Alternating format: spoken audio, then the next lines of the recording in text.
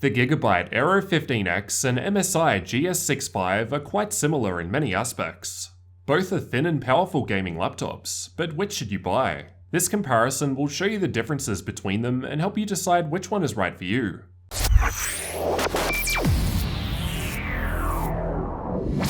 First, let's check out the differences in specs. Both laptops have the same Intel i7-8750H 6-core CPU. And well, that's about it in terms of similarities.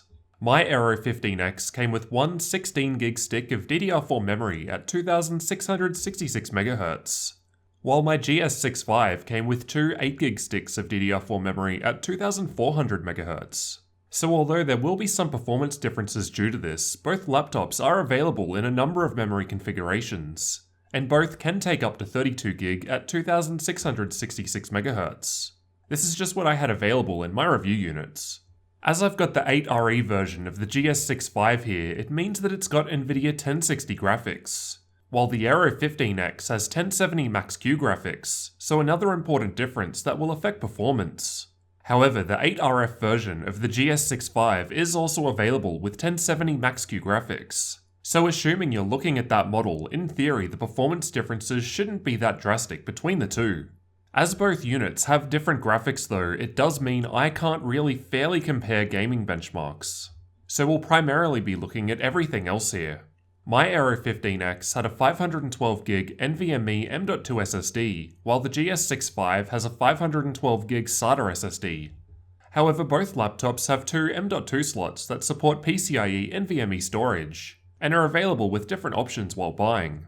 It's also worth noting that inside the GS65, the motherboard is basically upside down, so if you do want to perform any memory or disk upgrades, you'll need to first unplug everything and fully remove the motherboard to do this, which is not the case with the Aero 15x, making the Aero better for upgradability.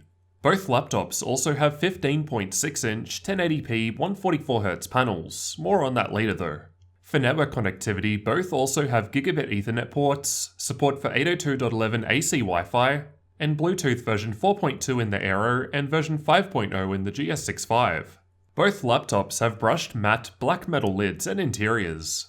I think they both look quite nice and unobtrusive, although the MSI one has gold trimming around various parts like the hinge and touchpad, while the Aero was all plain. As for the size differences, they're very close together, although the GS65 is just ever so slightly thinner. In either case, still quite small for 15-inch laptops due to the thin bezels.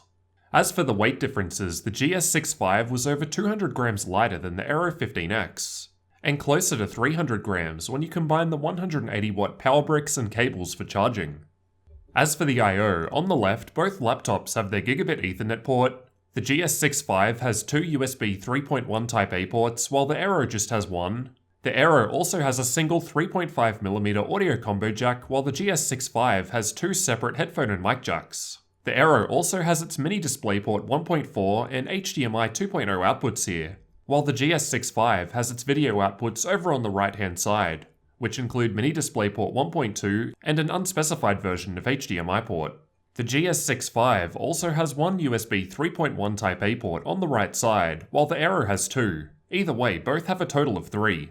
Both laptops also have a USB 3.1 Gen 2 Type C port with Thunderbolt support, and the Aero also has an SD card slot, which the GS65 is missing. The GS65 also has air exhaust vents on the sides, in addition to the back, while the Aero exhausts air out the back below the display.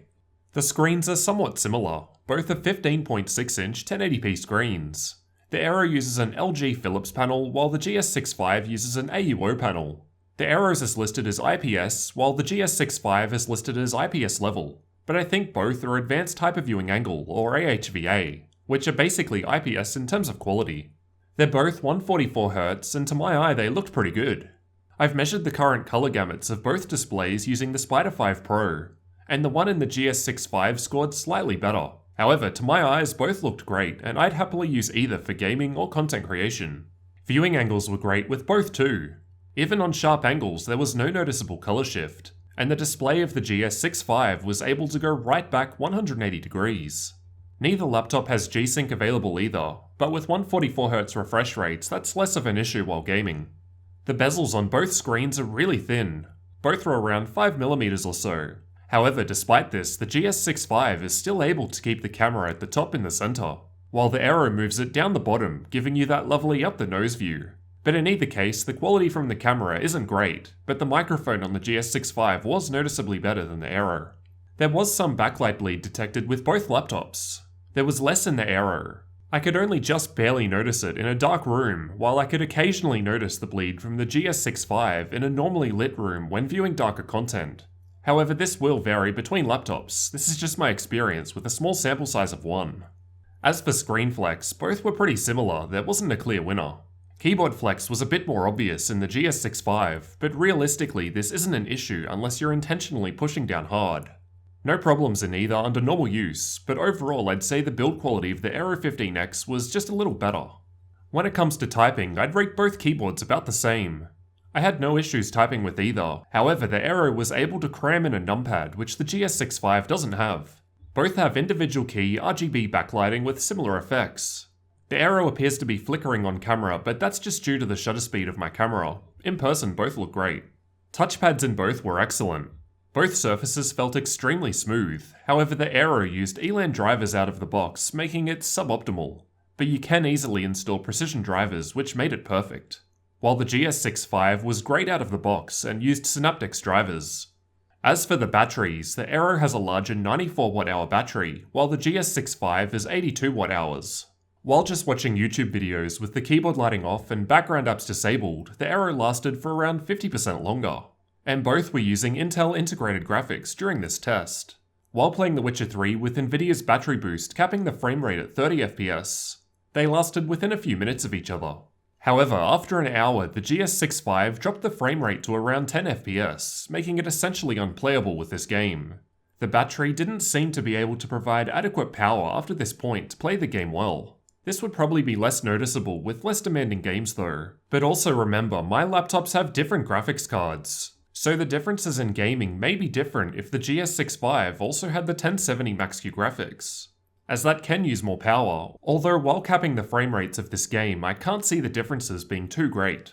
As for the temperatures, I tested the Aero 15x with an ambient room temperature of 22 degrees Celsius, and the GS65 at 19 degrees. So a little difference there, as I had them at different times. Additionally, as mentioned, remember my GS65 has 1060 graphics, while the Aero 15x has 1070 Max-Q. So again, there will be some differences due to this too, so take these results with a grain of salt. Despite this though, the Aero seems to be a bit cooler in general. When the CPUs get to 90 degrees Celsius, they're both thermal throttling, and this was taking place prior to undervolting. Unfortunately, I didn't do enough in-depth undervolting testing on the Aero 15x to compare the two.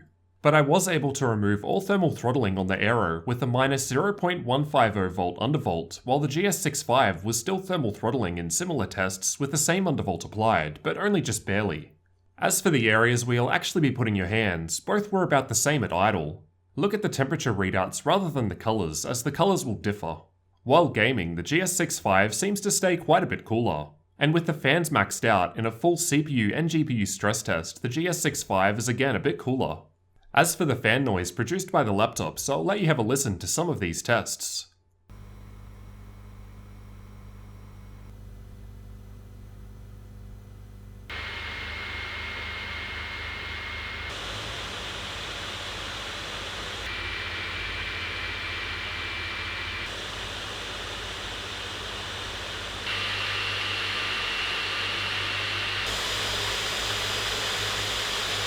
When it comes to the overall system noise, both were around the same at idle. While gaming, the GS65 was just slightly quieter, and with the fans maxed out, they were again very similar.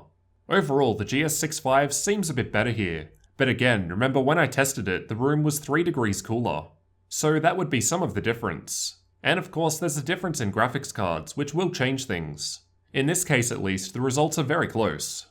We'll just quickly look at the hard drive speeds. This is largely irrelevant though, as both laptops are available with different drive configurations, and both support NVMe PCIe based storage. Something important for content creators like myself is that the Aero 15x also has an SD slot, which performed fairly well, while the GS65 doesn't have one at all. Now perhaps the most important difference, the price. For fairness, I'll be comparing using the GS65 8RF, so the one with the 1070 Max-Q. making it about the same as the Aero 15x in terms of major specs. Here in Australia, they both seem to go for the same price, around 3,400 Australian dollars. And these both have 512GB NVMe SSDs and 16GB of single-channel memory at 2,666MHz.